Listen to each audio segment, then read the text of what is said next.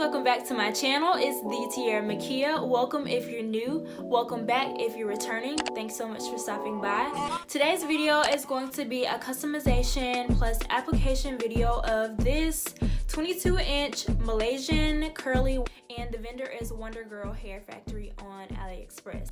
I just want to say that Wondergirl reached out to me. I have done several videos for them and they custom made this wig for me, the texture and everything. I wanted something curly, so if you want to order this style, click the link below. It will take you to a different texture, but say in the notes that you want the style that Tiara had, the curly, and they will make that for you. I will link all the deets below of this hair, so if you want to see how I customize this frontal, please stay tuned. Give this video a thumbs up, like, and subscribe if you haven't already. So the hair came in a box, and every hair I've received from them has come in a nice box like this. It says Wondergirl and it's red with care instructions on the back. In the box they sent me a stocking cap and an elastic band to sew inside the wig in case I wanted to include that.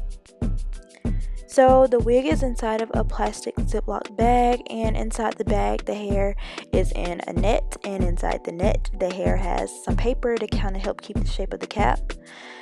So you can see that it has the combs inside, and I usually cut those out because I don't use them. And you can see that it's a lace frontal with baby hairs in the front, and it's also pre-plucked. This is 22 inches of Brazilian curly. The hair is so soft and it does shed a little bit, but I literally have no tangles. So I washed the hair and now I am about to customize the edges. So I'm sectioning off a thin layer of baby hairs in the front that are gonna be like my edges, and I start plucking the line in between, the part in between the baby hair and the edges. Now the hair is wet, and it's important that you keep the hair wet when you're plucking because it makes it easier to see, and the hair also plucks better when it's soaking wet.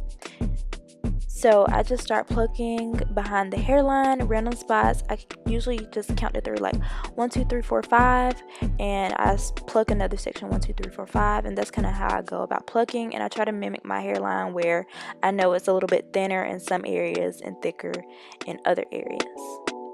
When I first started plucking, I started right behind the hairline, and then I went back about 1/4 of an inch, and then 1/2 inch, and then about a full inch back behind the hairline, and just making it gradual so that the hairline just doesn't start abruptly. And whenever I pluck, I take a time in between to comb out some of the loose hair so it doesn't just build up, because it starts to tangle if you do that. Here you can see I keep plucking to my liking, to what I think is a little natural, or the most natural to me. Be careful because you can over pluck, and excuse my mannequin head, it makes it a little hard to see, but you can definitely tell where I plugged in the thinner areas.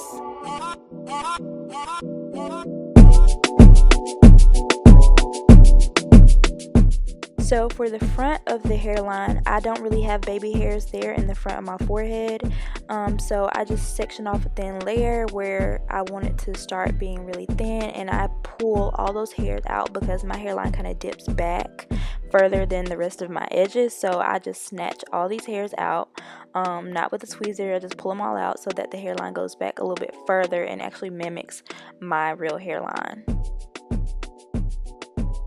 So I repeat the plucking process on this front part of my hair, just I don't go as far back as I went with the edges because my natural hairline right there in my forehead doesn't go that far back with how thin my edges are, if that makes sense.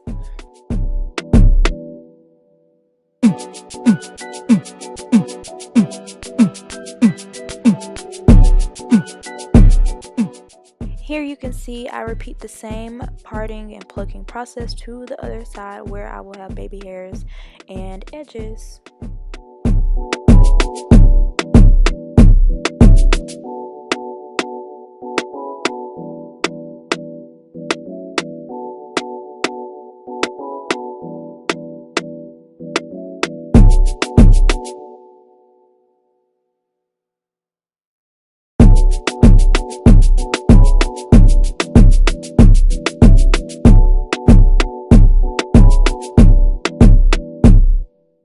Here you can see all the hair that I plucked out, and that is a lot just from the edges. Wow. So now I trim my baby hairs. I leave them about 1.5 inches long, I guess, because I don't want them to be too short, but definitely not too long.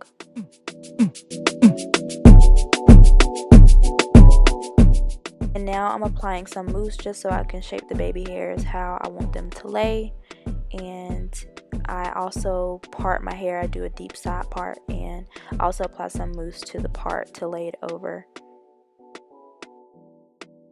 I usually don't do a lot of baby hairs, but I thought they would be really cute with the texture of this wig. So now I'm just taking my toothbrush and that mousse that I put on there, and I'm just kind of shaping the baby hairs how I want them to lay. And I repeat the same process to the other side. In the front where there are no baby hairs, if I had a straightening comb, I probably would have took that through it to make sure it laid super flat, but I just had to use mousse and a toothbrush. And this is what it looks like. I feel like I plucked a little too much on one side, but it looks really good. So now I just trim off the lace, kind of following the hairline and where I laid the baby hairs while it's on the mannequin. It was just easier for me to do it this way.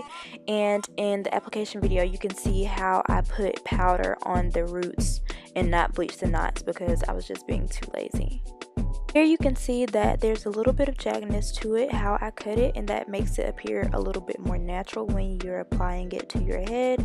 So stay tuned for the part 2 of the application video.